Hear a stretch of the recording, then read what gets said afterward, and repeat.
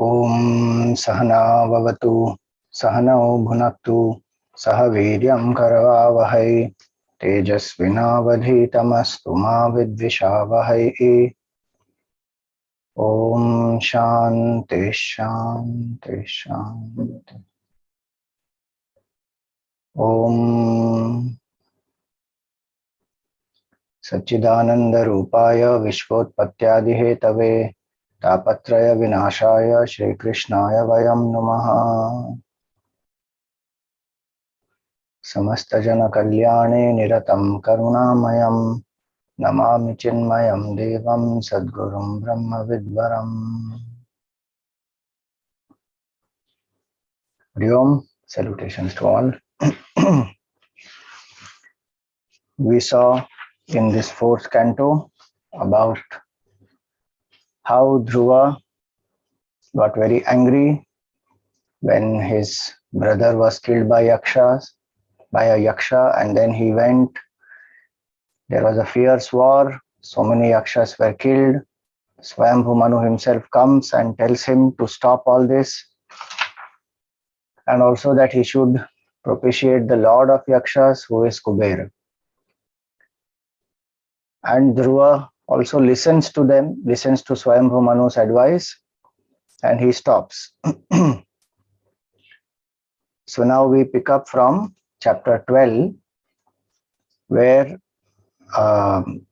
when Kubera saw this, that he has stopped the war, Dhruva has stopped the war, and he is very happy. He comes down and he tells him that he is very pleased that Dhruva heard and followed the advice of his grandfather Swayambhu Manu, and he renounced all animosity, and hence he has stopped the war. And he also says that it is not, so a yaksha is only an instrumental cause for the death of his brother Uttama. Mainly it is Bhagavan who becomes Kala and destroys. So in the third verse we see here,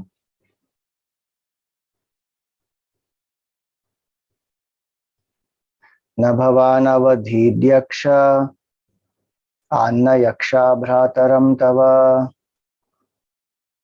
kala eva hi bhutanam prabhurapyaya bhavayoho.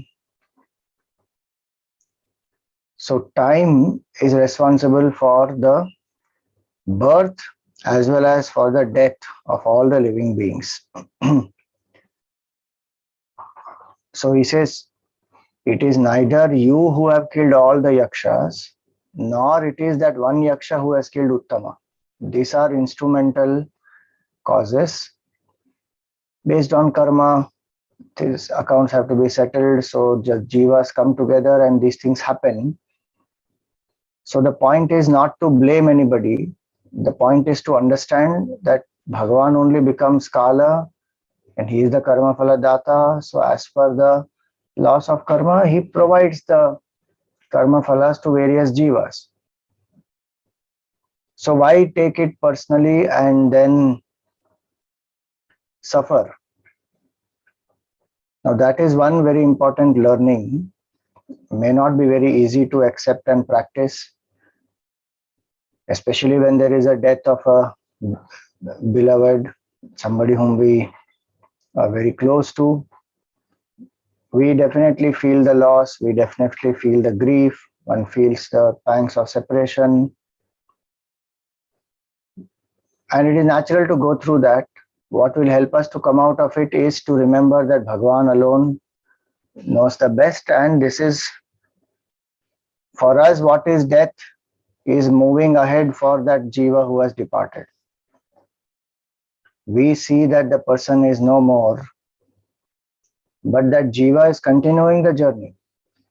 Like the sun sets in one part of the world, but it has actually risen in another part of the world. And from the higher standpoint, there is no sunrise, no sunset. So highest standpoint is that no birth, no death, Atma is infinite consciousness beyond all changes. But as Jivatma, there is birth and death. And what governs birth and death? Karma. Who gives the results of karma? Bhagavan. Does he give unfairly? No.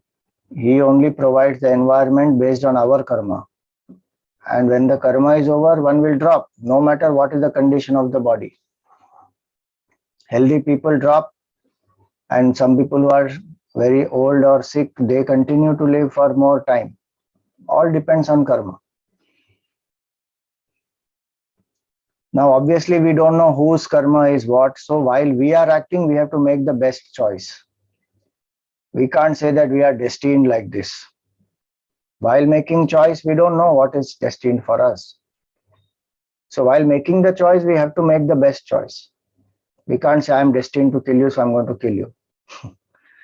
That violent tendency is to be controlled, which is what we see. Swayambhu Manu also is coming and telling to Dhruva that please stop this war. And as a Kshatriya, if he has to protect Dharma and he has to fight, like Bhagavan Krishna is telling Arjun, now you fight and you have to destroy the evil forces. So whether one has to fight or whether one has to resist from fighting, that depends on the circumstances and the choice one has to make based on Dharma. But what happens as a result of that is not, one should not blame oneself or blame others and then cultivate the attitude of revenge, etc. Because all that happens as per karma by the grace of Bhagavan only.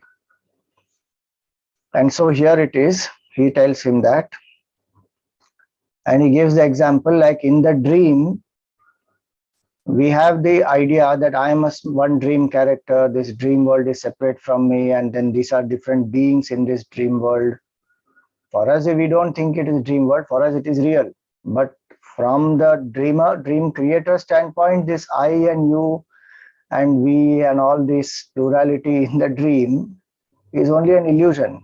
The dream creator alone is responsible for the dream birth, dream death, all that which is happening in the dream.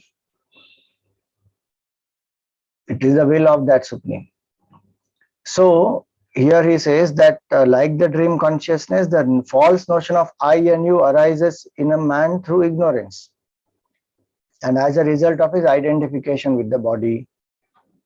And it is due to this notion that he has to suffer bondage as well as miseries. Now think about it. Yaksha is a divine being, treasurer of gods, but he also knows Vedanta.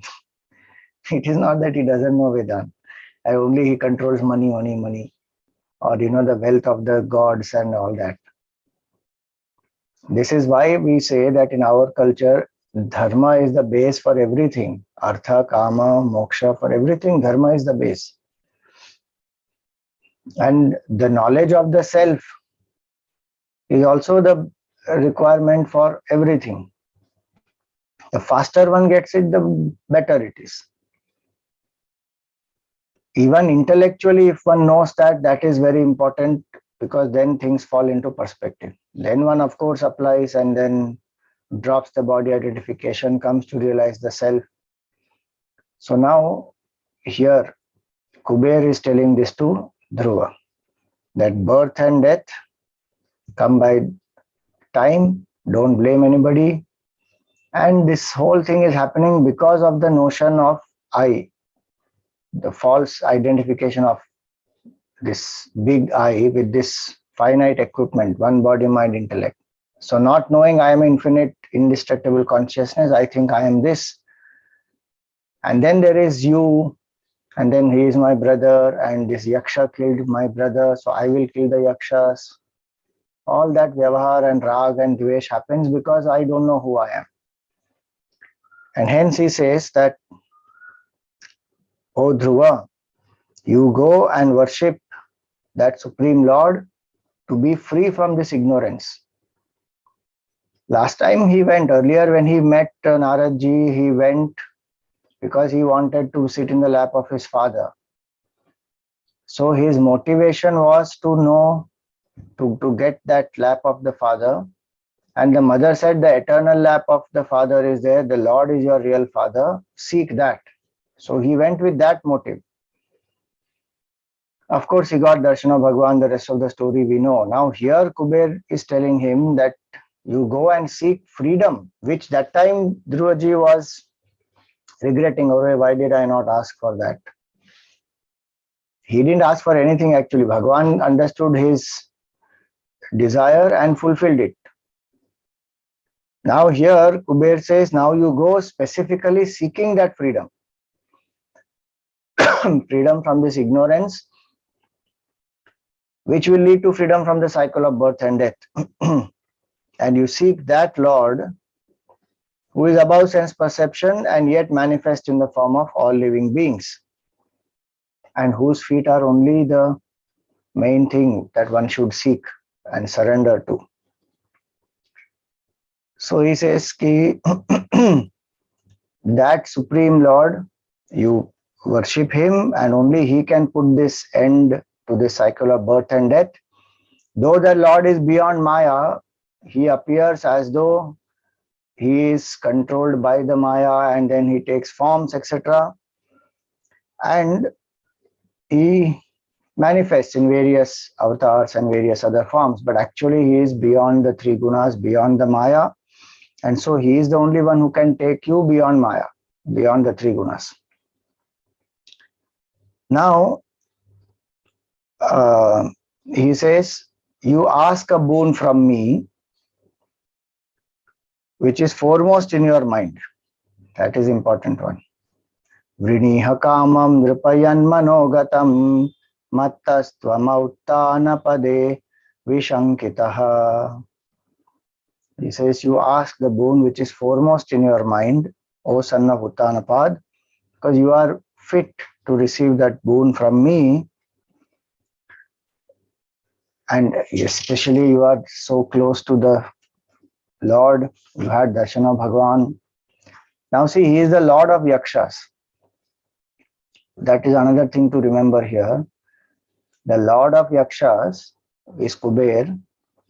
And when he is giving this advice to Dhruva, that you drop all animosity, enmity against the Yakshas, it is Kala only who is doing all this, and that works as per will of Bhagavan. He himself also does not have animosity against Dhruva, that you have killed so many of my Yakshas.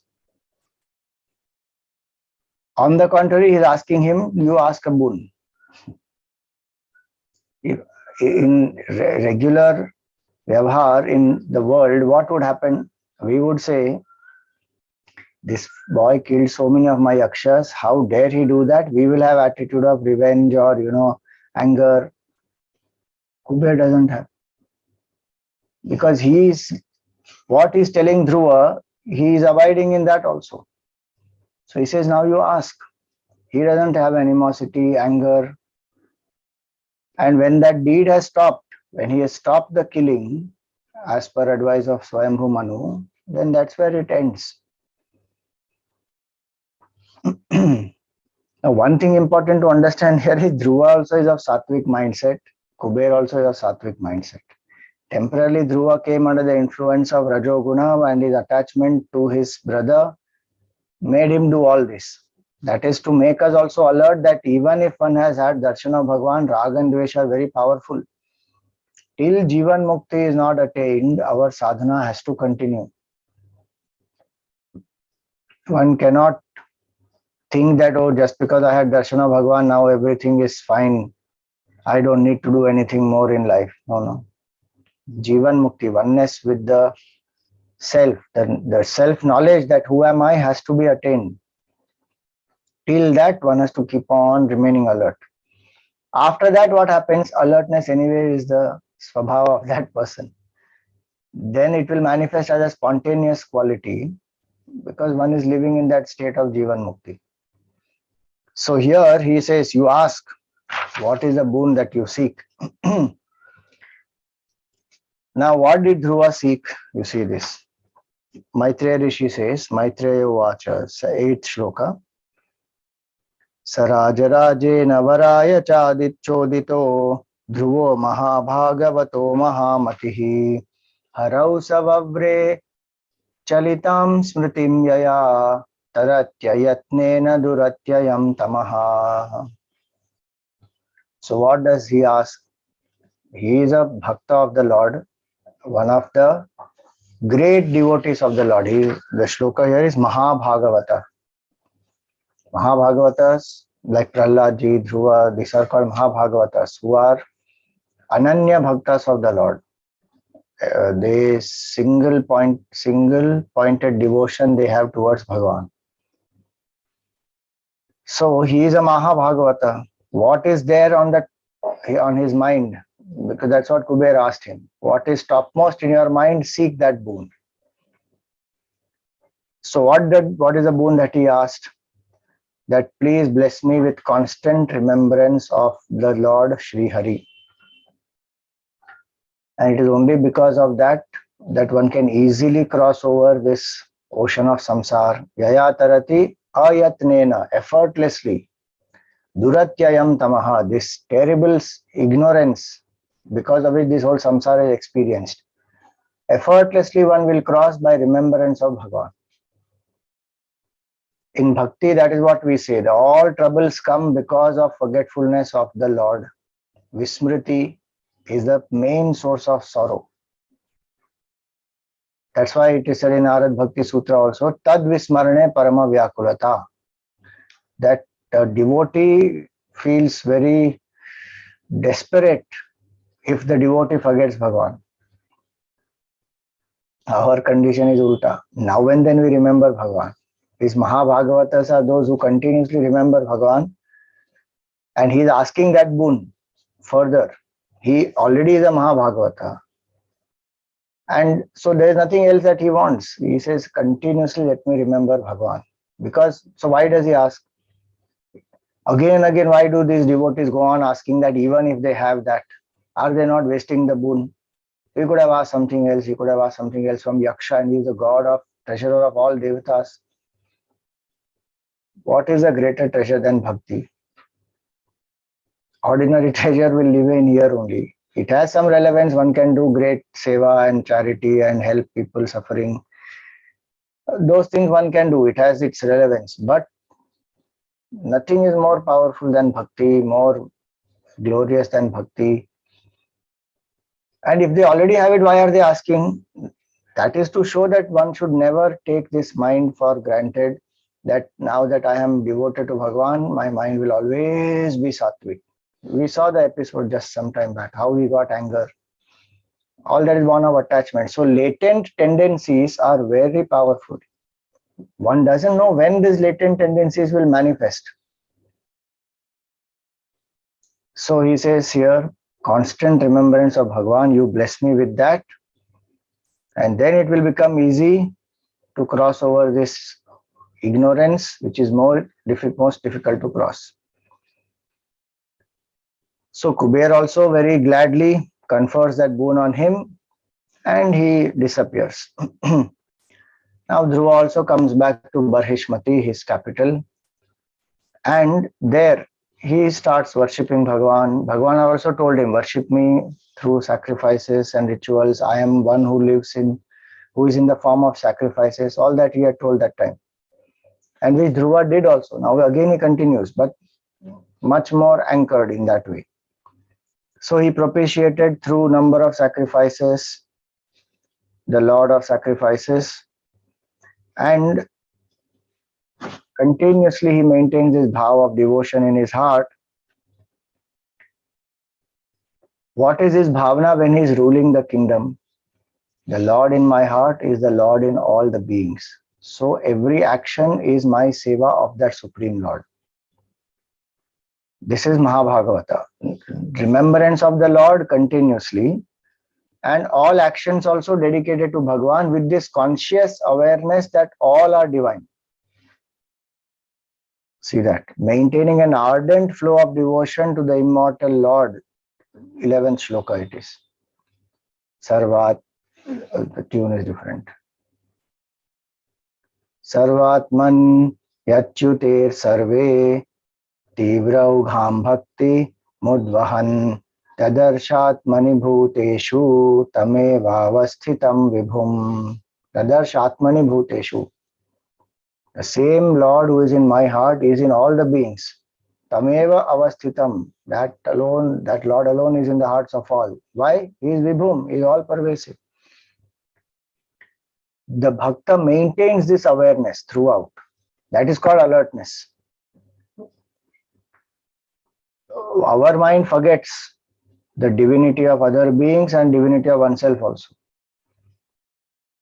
So the way we look at ourselves, we will look at others also like that only. Our relationship with others is a reflection of our relationship with ourselves only. So many times we will not see them as they are. We will see them only as we feel, how our mind projects.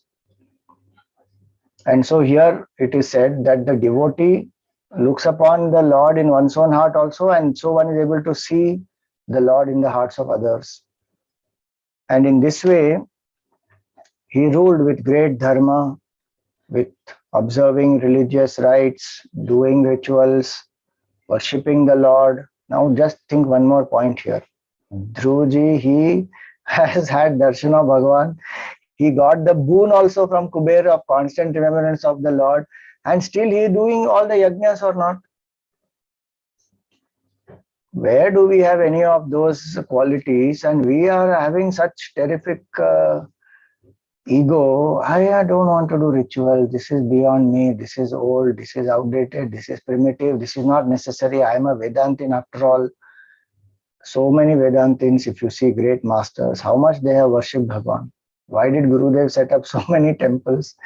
And he himself used to visit, and he himself used to have one mala on his hand and kept on doing japa. They are great masters abiding in the truth, and they still do.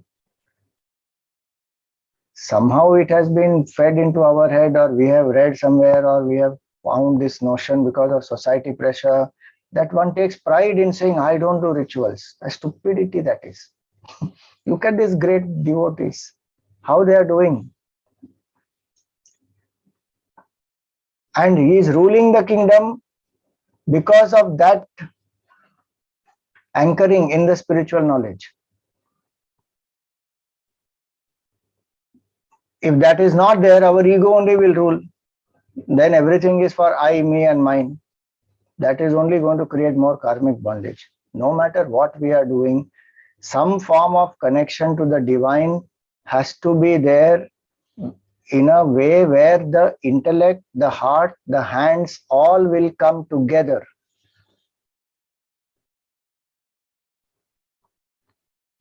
Because the senses also need to be purified, the mind needs to be purified, the breath needs to be purified, the intellect needs to remain pure. How all that will happen? Whether it is yajna I do, whether it is puja I do, whether I sing bhajans for the Lord, those things will ensure that everything remains pure. And pure samskars go in the mind. That will purify the mind further and further, invoke devotion in the heart. And as we see, Bhagavan enters the heart through the ears. When we listen to all these, then the desire to worship that Lord also will come. And when that desire comes, forget about the society, what they think. That is their problem. They may call us old, outdated, superstitious. How does it matter? Moksha is wanted by whom? We want. We have to keep our mind pure. Very interesting. No, body every day we take bath, and when it is summer and all, and its humidity is very high, and we are sweating, and the whole thing, the hands and everything becomes sticky. Then 2 to 3 times a day we will take bath. What about this mind? Every single hour it is getting polluted. Every single minute it is getting polluted, and how much rag and dvesh and selfishness and desires, kama, krodha, lobha, moha, mada, matsarya, continuously. How will I keep my senses pure? How will I keep my mind pure? How will I keep my pranas pure? How? The rishis, they gave us the method, but we are not following that.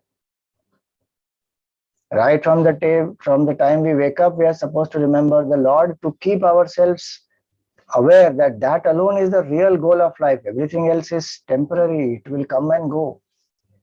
We forget Bhagavan only. And then no ritual, no puja, no japa, nothing. Maximum one says, I will do meditation. In the name of meditation, keep focusing on the breathing. That will help to a certain extent, there's no doubt. But the inputs we are taking are not necessarily always pure. So consciously we have to take pure inputs in. Yajna will help, puja will help, bhajan will help. Those rituals, festival celebrations, samskaras, so many things the rishis have given us. A whole dinacharya they have given. While eating food, chant this. While taking bath, chant this. Lighting the lamp, chant this.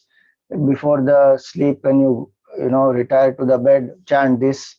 Full day we have. Then festivals we have. Then samskars we have. How many methods more practical can be given? One shot we can reject all this as ritualism and then say, Swamiji, my mind is not focusing in meditation. How it will focus?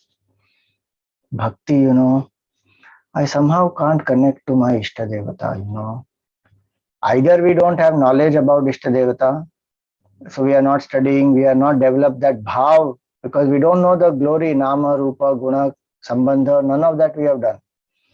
Or we may know about the Ishtadevata, but we are not putting the effort to build a bond. Still we think something, Ishtadevata is not a reality, human created concept, all kinds of wrong notions in the head, khichdi.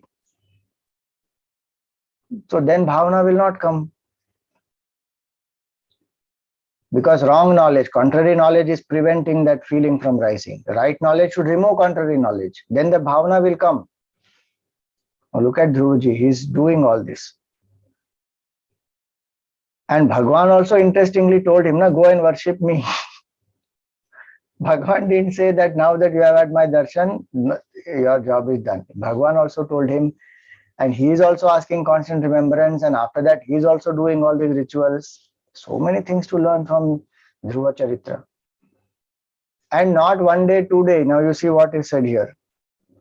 He ruled for 36,000 years in this dharmic way, where people also look upon him as their father. See that people looked upon him as their own father. Why? Because he is possessed of such a lofty character. He is devoted to the Brahmanas, tender to the afflicted, preserved the bounds of propriety. He neutralizes evil by practicing self-denial, meaning the evil tendencies, if they arise, then lives in self-control, practices charity, does the performance of sacrifices. In this way, he lived ruling 36,000 years, which is supposed to be the lifespan of a god, of a devata. Lifespan is supposed to be that. Then he is living that here. 36,000 years he ruled. Now some people say these numbers are very difficult to digest. So one aspect, so different ways this is explained. Sometimes it is that the one explanation given is that the lifespan in the yugas, each yuga, lifespans of human beings are different. One explanation they give. Other explanation is ahareva varshaha. That a year, a year is equal to a day. So 36,000 years is equal to 36,000 days, which is 100 years in calculation of years. 1 year is 1 day. So whichever way one thinks. So then Dhruva ruled for 100 years or he ruled for 36,000 years. Doesn't matter. The point is he ruled righteously and his righteousness was born from his spiritual sadhana. This is our culture. From religion is born the sense of ethics, morality, governance, all that comes from there. Why? Because the self in me, the self in all. That's the deepest foundation of ethics. Hurting anybody is hurting oneself. Why will I hurt? If this clarity is not there and we think ethics are only a means for getting some goal, and if others are not taking that means and doing unethical things to get some goal of money, prosperity, some wealth, name, power, position, I will also do that. That's because we have not had the clarity of the fundamental clarity that what is life meant for. Artha is one pursuit of life. Moksha is the main pursuit. And to become ready for moksha, I have to pursue artha and kama based on dharma alone. If my pursuit of artha is without dharma, I am creating trouble for myself, for others here also, and in my hereafter also I am creating trouble. And I can't escape that. So if that clarity is not there, then one will always question why ethics, why religion, I don't need all this. Religion creates only war and conflict. That's because we are equating our religion to all other religions and thinking that all religions are the same. Only we think like that. Other people don't even think like that all religions are same. Point one. Point two, just because some religions have that kind of a tendency where they become fanatic and destroy, doesn't mean that our religion also is like that and we should equate. Look at the depth of this religion, which sees oneness in all. Without knowing that, we are simply rejecting. Then we are only depriving ourselves. At least for I talk about Sanatana Dharma and Vedanta, that when we are born in this great culture, then we should open our books, study them, understand the vision, and live a life beautifully based on the Shastra. There may be struggle for it, because society pressure is high, doesn't matter. Anyway, life is a struggle. Better to struggle for the right things, better to struggle for Bhagavan, better to struggle to live dharma. Samsara is not easy to live anyways. Even if you don't do all these rites, rituals and religion, etc., is life very easy? Is much more struggle actually. And we suffer in that samsara like anything. This type of a knowledge will at least empower us. It will put things in the right context. Karma is the context for ethics. And deeper than karma is our nature as Brahma, Supreme Infinite Consciousness. These two are the fundamental aspects of ethics, the foundation of ethics in our culture. That why should I follow ethics? Only for myself, my evolution. It doesn't matter whether others are following or not. If everyone knows that this ethical living is to help me to evolve, to make my mind stronger, to ensure that I create good karmas, then that way we create a good society, dharmic society. And of course, there is no fanaticism in this dharma, where we respect every living being, irrespective of caste, community, creed, gender, and if at all there has been exploitation, that is misunderstanding of the culture and exploitation because of human greed and desire for control. That is to be condemned, not the depth of this culture. The wrong interpretation and the exploitation based on that has to be condemned, and so many masters have done that. So Dhruva, being a king, being a devoted king, because he was a devotee of Bhagavan, he ruled very righteously, 36,000 years. And having spent this long period of time to attain the three pursuits of life, Artha, Kama and Dharma, this Dhruva finally handed over the throne to his son, Utkala. That will come later after Dhruva Prasang is over, so we will pick up from there after that. But here it is said he handed over the kingdom to Utkala, and he got Vairagya, having lived for such a long time, worshipping the Lord, doing his duties selflessly, with the bhav, I'm serving Bhagavan. See this, what we read in Vedanta as a philosophy, the application of that you will see here. A grahasthi who has lived happily, serving the Lord, doing the duties, will get vairagya. That is the success of grahasthi's life. If that grahasthi has anchored in Bhagavan, in seva bhav, in karma yoga attitude, while going through the world, artha, kama and dharma, one has enjoyed. One will get vairagya, which is necessary for moksha. It is a natural outcome if these things have happened properly. If these have not happened, then frustration one lands up with.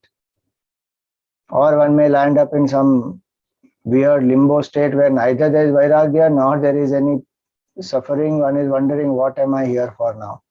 All my purposes in life are already fulfilled. What to do now? I'm just surviving, living through this life. Somehow, whenever Bhagavan wants, he will take me. That kind of a hopeless state one may come to. But if one has lived anchored in the Lord, serving Bhagavan, doing everything as a seva to the Lord, then this vairagya will come, and there is no power struggle here. Look at another point. 36,000 years he rules, then he hands over the kingdom to his son. Imagine doing something for 36,000 years and not being attached to it. So how difficult that can be. We develop attachment so easily. 21 days we do something, we form a habit. That's what they say, no? Regularly you do something for 21 days, it will become your habit. You do 90 days, it will become a lifestyle. So, 36,000 years he has ruled, but power has not touched him. And he doesn't feel sad that, oh, I have to give this up to my son. I don't want to give, and the son has to kill him to get it. All that is not there. So many kings you will see in Bhagavat and other Puranas also. They hand over and they move. So here he gives, and he realizes regarding this universe, which is no more real than a dream or a hallucination caused by ignorance, and realizing his own body, his wives, his progeny, his kinsfolk, his army, treasury, all this, that they all are illusory, what did he do? He went to the forests, Badrinath he went. The reason why in the Char Dhams we go to, every dham has so much of significance. Badrinath is the place of Badri Vishal Bhagavan. Vedavyasji was there. He wrote the Vedas on the banks of Saraswati river there. Shankaracharya ji wrote the Bhashya on Prasthanatrayi in Badrinath. Uddhav ji was told by Shri Krishna Bhagavan, go to Badrinath and meditate there and you will realize oneness with my infinite self. Infinite nature as your own self. Dhruva ji also goes to Badri Vishal. Sacred place. It's not simply one temple there. That whole kshetra is, we call that a kshetra mahatmya. The place itself is vibrant, powerful, because so many people have gone there, done tapasya there, and that with that bhav we go there. Otherwise we go there, have some darshan, take some photographs, come and post on social media, I did this, I did that. That is very limited benefit. Once we know all this and then we go there, we have the bhav. And if we are able to spend even some time there, just imagine meditating on the banks of Mother Saraswati there at Keshav Prayag in Badrinath. If we can't live there for a long time, at least when we visit there, half an hour, 1 hour, we can sit there and meditate. Remember Badri Vishal Bhagavan, chant Om Namo Bhagavate Vasudevaya. The same Saraswati river on the banks of which the Vedas are written. How amazing is that? So the point to understand is that he went, Dhruva renounced all this and he went to Badri Vishal. What did he do there? So he takes bath in the Ganga ji there. Or Ganga ji, from where it came? There she flows as Alaknanda. And there is Saraswati river also, Alaknanda also, they merge. That's the Keshav Prayag.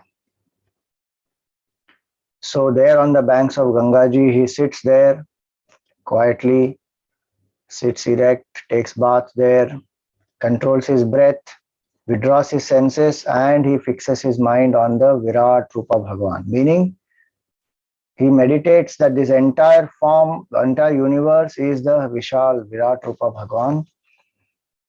And to the point where he loses the sense of meditator and meditated, the subject-object division is gone and his mind is absorbed in samadhi.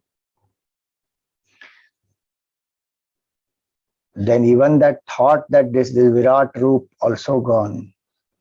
So Nirvikalpa Samadhi. So he was bathed in this complete devotion to the state of the Lord, to the feet of the Lord. Stream of blissful tears are coming out of his eyes.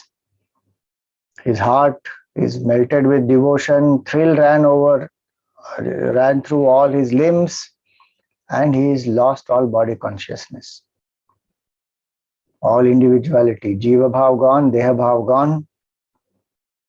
And in that state, what happened? He saw one Viman coming down. And this Viman had two most luminous entities. They are Nanda and Sunanda. They are attendants of Bhagavan, and they have come because of the will of the Lord to take Dhruvaji to Vaikuntha. So that description is given here, that when he saw that these two have come, he suddenly sprang up. He was so thrilled. He sprang up on his feet and he forgot the prescribed course of worship of these attendants, because they are also great jivas. To become a attendant of Lord Vishnu, one should have done so much of dharma, punya to become that. So as human beings, one worships even the devatas, even the attendants of Bhagavan. But in that moment, he was so thrilled, he forgot. He only bowed down with joined palms, and he was uttering the name of the Lord. And Sunanda and Sunanda, they approached Dhruva, and what they spoke? They said, "O King, God bless you, and listen to our words attentively. You have succeeded in worshipping the Lord even as a child of 5 years old. Bhobho Rajan Subhadram te vacham no vahita shrunu. Yah panchavarshas tapasa bhavan devam ati tripata." You propitiated the Lord even as a child of 5 years. We are attendants of that same Lord whom you propitiated. Dhruvaji recognized, but they are still formally explaining and saying, we are attendants of that Supreme Lord whose bow, Bhagavan is called Sarangapani, his bow is Saranga, and who is the sustainer of the whole world. And we have come here to escort you, take you to the abode of the Lord. Why? You have deserved that now. That abode is extremely difficult to attain, and even many seers, many rishis, Sudurjayam Vishnu Padam Jitam Tvaya Yat Surayo Aprapya Vichakshate Param. Even great seers many times are not able to attain that. Atishta Tat Chandra Divakaradayo Grahar Kshataraha Pariyanti Dakshinam. So he says here that you come and take up your abode there. Planets, lunar mansions, other stars, including the sun and the moon, revolve around that realm, placing it to the right, which means they are doing pradakshina of the Vaikuntha Dham. That's what is meaning here. Or how do we do pradakshina? We keep Bhagavan on the right and we go around, right? These lunar mansions, planets, comets, sun, all these, they are doing pradakshina of Bhagavan as though that abode of the Lord. So he says, they say, take up your residence in that supreme abode of the Lord Vishnu, which is worthy of adoration for all the worlds and has never been attained by your forebears or even others. So you take up that. So please come, ascend this Viman and let us go there. Now when Maitreya Rishi again continues, so when Dhruvaji heard this, he recognized, oh, I forgot this worship and all that. And so he did his regular sadhana. He didn't jump into the car. You see that? There also he finishes the worship that he is doing.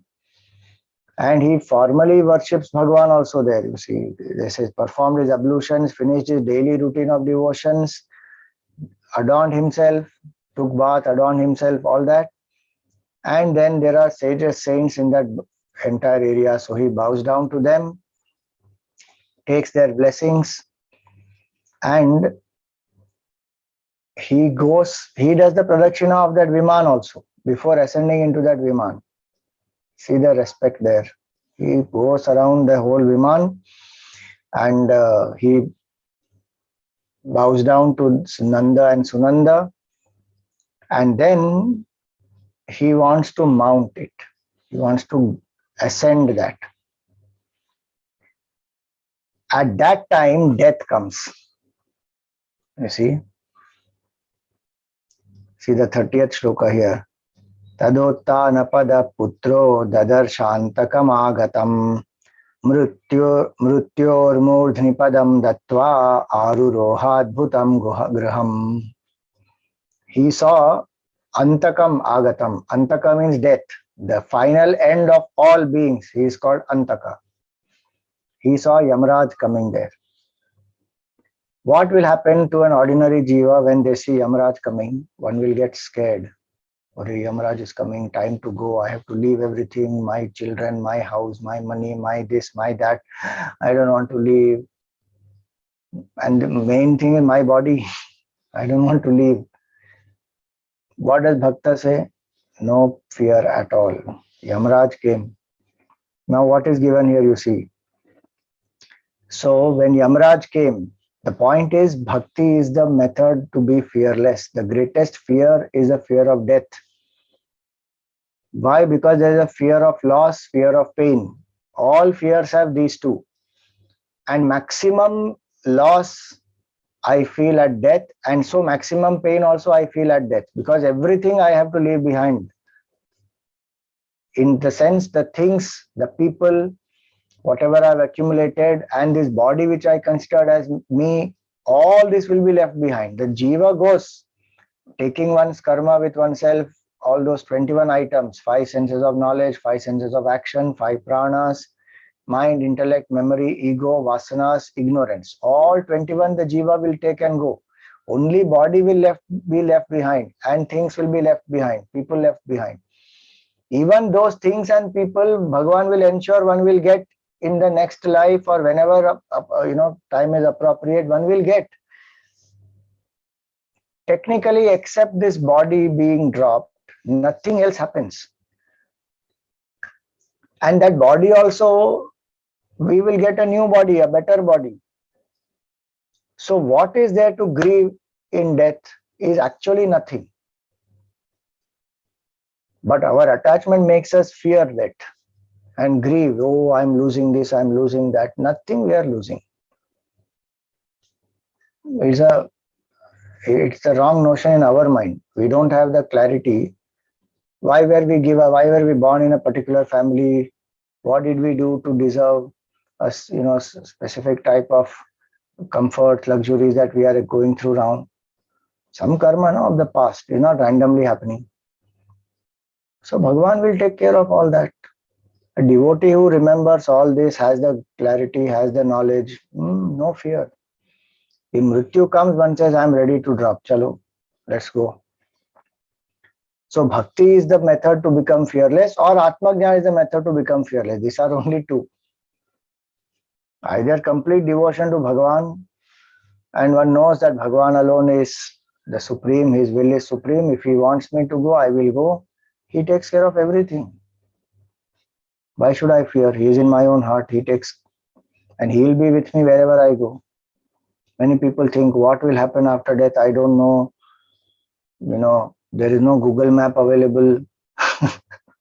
How will I figure out that where am I supposed to go? Destination only I don't know. If I come to know destination, I don't know the path. What will happen to me? I will be one lost soul. I will become one bhatakti atma. All that is our imagination. No Google map is required. Nothing is required. Bhagavan has made all arrangements. There are enough devatas who are doing their job. They will guide the jiva accordingly, properly. What fear has to be there? That our karma will guide, take care of it, the path, and Bhagavan has created in his system. They will take care. Why are we worried? So nothing to fear. The devotee of the Lord is fearless. So if I am devotee of Bhagavan, no fear. To the extent I have fear, that means I am still lacking that much in devotion. No, Swamiji, it is natural to have these fears. It appears like that, but as devotion grows, no fear. Small child is very scared of losing the teddy bear. After one grows up, is there any fear of losing the teddy bear? There's nothing, absolutely nothing. Bhakti brings us to that state. And please remember here, Bhakti means all the sadhana he has done and developed that bhav. Doesn't come by only informative knowledge. He's sitting, he's withdrawing his senses, focusing on the Lord, doing rituals before. That is how he is able to do that afterwards, the meditation. Even in that meditation, when he is doing all this, when he is coming out of that state, again he does all these ablutions and all that you saw. So it's not that just by knowing I will become fearless. That heart has to be purified. That heart which is purified, anchored in devotion, that is fearless. I may read Bhagavat 20,000 times, I may hear 100,000 kathas of Bhagavat, but if I am not doing the sadhana of sitting quietly and meditating and withdrawing or doing the worship and japa and all those practices, nothing will happen. Knowledge I may get, informative knowledge I will get. I may even quote, I may even give big pravachans, all those things can happen. But fear will still remain, insecurity will still remain, all that will happen. Another point to understand is even a person like Dhruvaji who has got the darshan of Bhagavan, who has got darshan of Kubera, who has got the blessing, even he is finally sitting to withdraw his senses to experience the self within. The ultimate is only absolute oneness with the Lord. There is nothing which is greater than that. The most important aspect and final aspect is experiencing absolute oneness. That is mukti. And so Dhruvaji here, he steps on the head of Mrityu Yamaraj and ascends into that Viman. That's the description given here. See that? Mrityor murdhni padam dattva. One may say, is that not an insult of Yamaraj?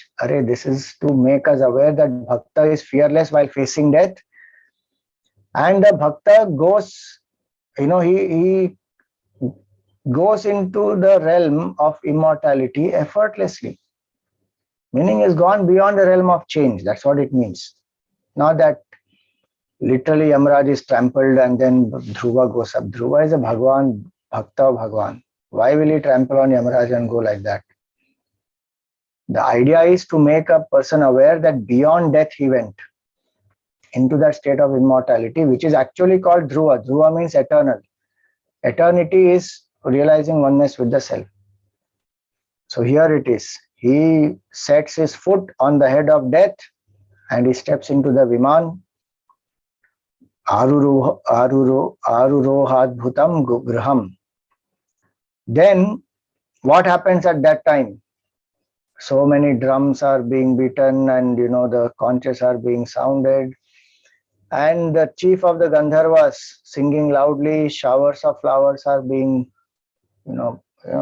flowers are being showered on Dhruvaji. Now, as the Viman was about to soar, suddenly he remembers, what about my mother? I want my mother also. See that. So he says that, shall I have to proceed to the inaccessible heaven, leaving my poor mother behind? Now that thought comes in his mind. And this Nanda and Sunanda, they say that, look there, ahead of you, there is another aerial car going, another Viman which is going. In that, there is a resplendent lady who is sitting there. She is your mother. We say, see. The two foremost divinities showed the shining lady going ahead of Dhruva in another aerial car. As they are passing by, showers of flowers are there and applauses are there. And he sees planets one after the other passing beyond the three worlds as well as beyond the seven seers, what we see in the sky, Saptarishi Mandal, all of that.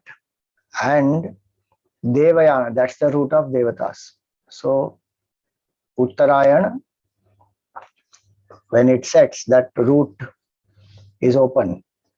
So Devayana it is called, the path of the gods, or it is called the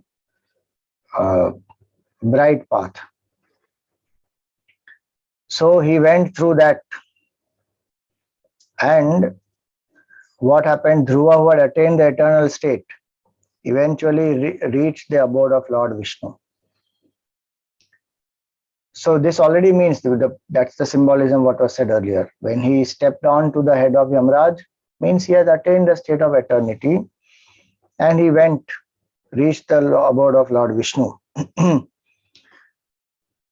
Now it is said, who will reach this abode? See, this 36 and 37 are beautiful verses. Yad bhrajamanam swaruchaiva sarvato lokastrayo hyano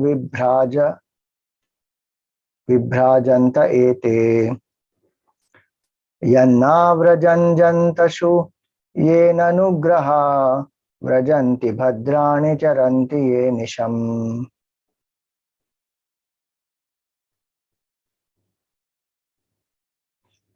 So that realm of Lord Vishnu shines round by its own splendor. Even the three worlds merely reflect its light. That is the glory of Vaikuntha.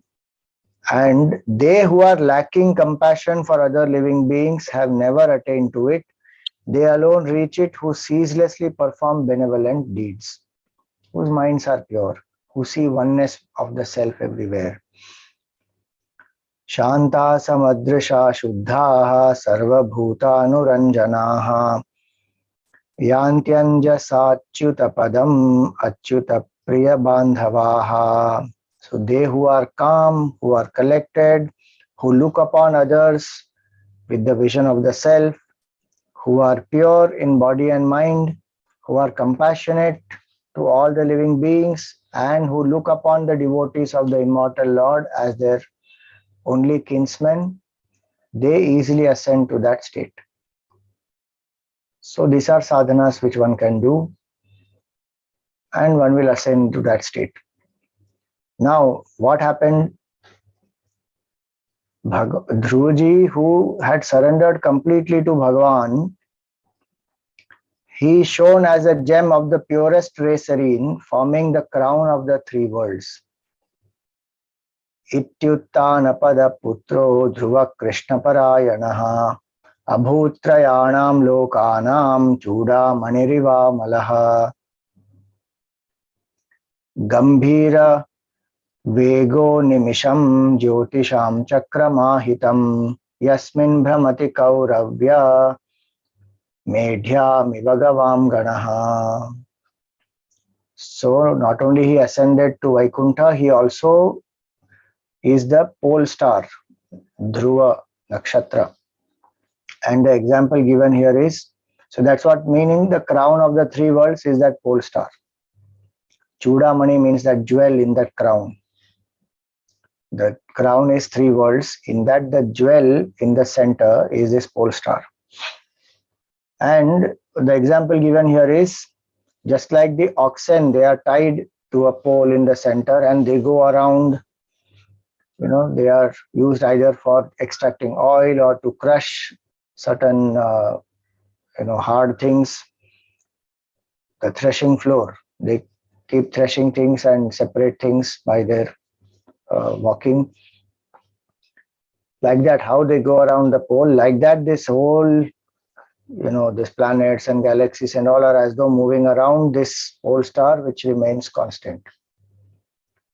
If astronomically, we see that even that pole star moves because the whole cosmos, everything is moving with relation to the other things around it. It remains constant because that's how the movement is happening in such a way. The speed, whatever it that adjusted in such a way that it remains constant for this realm. So, witnessing his glory, Naradji was very happy. Remember, Naradji is the one who initiated him into Om Namo Bhagavate Vasudevaya. Now, one point to understand here is this. First and foremost is Dhruvaji started his bhakti from childhood only. Very important to have that samskar from childhood. What they say, start early, drive slowly, reach safely, applies to us also. Start early. The spiritual samskars must be as early as possible. Actually, even before childhood, before birth, how the mother herself can do that. Once the father and mother both, the Garbhadan samskar is that which the father and mother should do, invoke the grace of Bhagavan, then the conception should happen. Invoking a divine soul to come. And when the child is in the womb, that time start doing spiritual practices, reading the scriptures. Actually, before that also one should do it for one's own life also. But definitely one should do when one is pregnant, and read the Shastra, remember Bhagavan, keep the mind happy, not entertain raga and dvesha, live in the attitude of acceptance, surrender. Those things will all help the child. And when the child is born, then do things with the child. So do the samskars, do the prayers every day with the child. Let the parents be the role models for the child, not that they keep telling the child and they themselves don't do. So all that. So right from childhood, that samskar has to be there. And look at Dhruvaji, what all he did not attain. He attained the lap of his father, the affection of his father, all his mothers. Then Praja loved him. He ruled for 36,000 years. He got Vaikuntha Pada. He also attained the state of oneness with the Lord. And this Dhruva Nakshatra also. All this is the glory of surrender to Bhagavan. So if one says, what will I get if I surrender? You will get everything. First of all, devotee doesn't have that question, but if at all one has, Artha, Kama, Dharma, Moksha, everything one gets. He got or not? He got Artha, Kama, Dharma for 36,000 years. He ruled with that. Finally, he got Mukti also, and he went to abode of Bhagavan. Which means Vaikuntha is that state of oneness with the Lord. In Bhakti, we say it Vaikuntha. The meaning of that is where the buddhi becomes kuntit, meaning where one has transcended jiva bhav, karta bhav, bhokta bhav, that state of oneness with the Lord. So he got that. Naradji is so happy that his disciple got it. So he sings the glory of Dhruvaji. Imagine Naradji himself is a Bhaparam Bhagavata. He is singing Dhruvaji's glory now. So he says that even Brahmana sages, though knowing the means, meaning studying the Vedas, etc., they fail to attain the consummation reached as a result of his austere penance by the son of Suniti, who was so devoted to her husband. How then can rulers of men attain to that state? Even wise Brahmanas are not able to attain. How will Kshatriyas attain that? But Dhruvaji has set the example for all. As a child of 5 years, he retired to the woods with an aching heart, pierced by the shaft-like words of his stepmother. And doing my bidding, won the favor of the Lord, who though unconquered is overcome by the virtues of his devotees. So he had darshan of Bhagavan.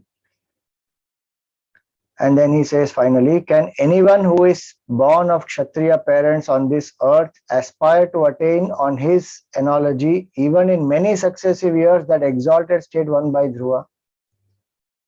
A state which he attained to even as a child of 5 to 6 years in the course of a few days by propitiating Lord Vishnu. Meaning, that is the glory of Dhruva also, that in 6 months' time he attained darshan of Bhagavan, and finally he fulfilled his life ruling as a dharmic king and then finally renouncing it and realizing oneness with the Supreme. So that is the glory of Dhruvaji, and Maitreya Rishi finally concludes saying that I have told you, O Vidurji, all that you asked about the life of Dhruva, and this is a story that great bhaktas, seers, seekers, they value a lot. It will bless you with all this, Dhanyam yashasyam, Dhanyam yashasyama sorry, the tune is different. Dhanyam yashasyama punyam swastyayanam mahat swargyam dhraunam saumanasyam prashasyam agamarshanam. This is the falashruti of this Dhruva prasang, that one will get all this. It is conducive to wealth, fame, longevity. It is most sacred and full of great blessings. It bestows heavenly bliss and even the eternal state, immortality, which Dhruvaji attained. It is highly commendable and it is fit to be heard even by gods and wipes out all one's sins. What will happen if one listens to this prasang again and again? Devotion will definitely sprout in one's heart and strengthen in one's heart. And that devotion is that which cuts the root of all afflictions and sufferings in this samsara. Virtues also will start appearing. It is a fountain of greatness for those who seek it, a mine of spiritual glow for others who are aspiring for it, a source of honor to the high-minded. Now, it is said here that some specific times, if one chants this, it will be very auspicious. So those things are given here in the Falashruti, that he who recites it before an audience of pious souls on a full moon day. Look at this glory of Bhagavan also. Today happens to be Purnima. So he says here, devoted to the sacred feet of Lord Hari, he who recites it before an audience of pious souls on a full moon day, or the last day of a dark fortnight, the 12th day of either fortnight, the Dwadashi of either Shukla or Krishna Paksha, because that's Harivasar. The day on which moon passes through the asterism known by the name of Shravan. So Shravan month. A lunar day which commences after sunrise on a particular day and ends before the next sunrise. A Vyatipata. Now look at the astronomical knowledge also that our ancestors had. A particular astronomical yoga when the sun and the moon are in the opposite ayana. Sun in Uttarayan, moon in Dakshinayan, or vice versa. And have the same declination, the sum of their longitudes being 180 degrees. That is called Vyatipata. On that day. Or, so obviously that means what? When the ayana is changing. So Dakshinayana changing to Uttarayana. At that time, that specific time where the sun has come into Uttarayan, the moon is still in that Dakshinayan, like that. So this on those specific days, a Sankranti, whenever sun crosses into a new Rashi, that is called Sankranti. Or any Sunday, or the 7th lunar day of either fortnight, which is particularly sacred to the sun god. seeking no return for his service and remaining satisfied with himself by himself, that person attains peace. Meaning selflessly one who does this, that person attains peace and perfection. And the gods also shower their grace on that tender-hearted benefactor who shares this knowledge with other people. So he says, I have narrated to you this whole prasanga of Dhruva, who is very famous and who in his childhood itself had propitiated Bhagavan. So this prasanga of Dhruvaji ends here. What happens afterwards? Because it was said earlier, that Dhruva handed over the kingdom to his son Utkala. That happens in the next chapter. So that we will take up in our next class. So for today we will stop here. Any questions?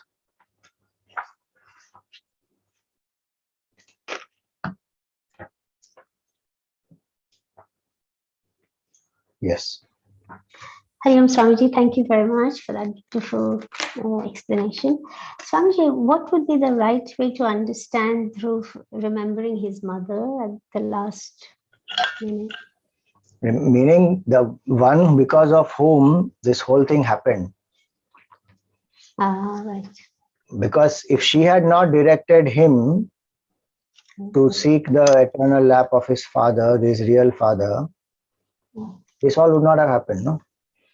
And she ensured, we saw all that, how she ensured that he doesn't develop hatred for Suruchi, and he doesn't play the victim card. Very gently she guided him to the higher. So that's why he This remembered. is not an attachment. We can't take it as well. Not at all an attachment. If attachment was there, he would not have left them all and gone. 36,000 he ruled and then he went and he did tapasya alone, no? Right. Thank you, Swamiji. Yes.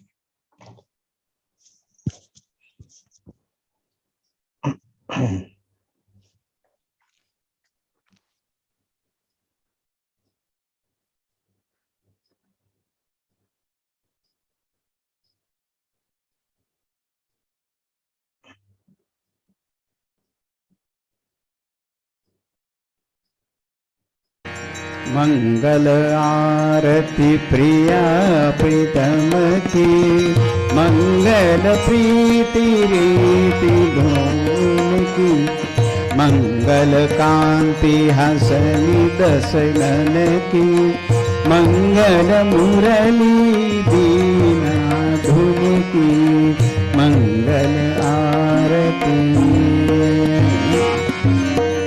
मंगल बणिक त्रिभंगी हरि की, मंगल सेवा सब सहचर की, मंगल सिर चंद्रिका मुकुट की, मंगल छवि नयन में अटकी, मंगल आरती।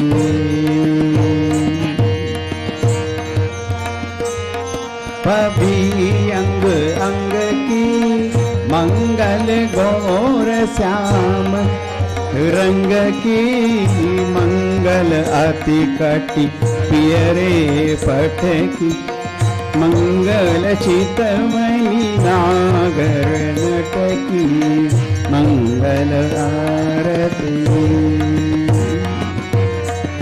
मंगल शोभा कमल नयन की, मंगल माधुरी मृदुल पैन की, मंगल वृंदावन मद अटकी, मंगल क्रीडन जमुना तट की, मंगल आरती। मंगल चरण अरुण तरुवन की, मंगल करणी भगति हरिजन की, मंगल जुगल प्रिया बावन की, मंगल श्री राधा जीवन की, मंगल आरती प्रिया प्रीतम की, मंगल प्रीति रीति डोलिति मंगल आरती मंगल आरती। राधावर कृष्णचंद्र भगवान की जय। ओम न तत्र सूर्यो भाति न चंद्र तारकम नेमा विद्युतो भान्ति कुतो यम अग्निः तमेव भान्तमनुभाति सर्वं तस्य भासा सर्वमिदं विभाति।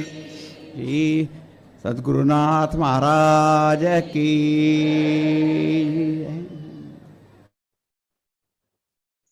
ओम पूर्णमदः पूर्णमिदं पूर्णात् पूर्णमुदच्यते पूर्णस्य पूर्णमादाय पूर्णमेवावशिष्यते। ओम शांति शांति शांति। हरि ओम श्री गुरुभ्यो नमः। हरि ओम।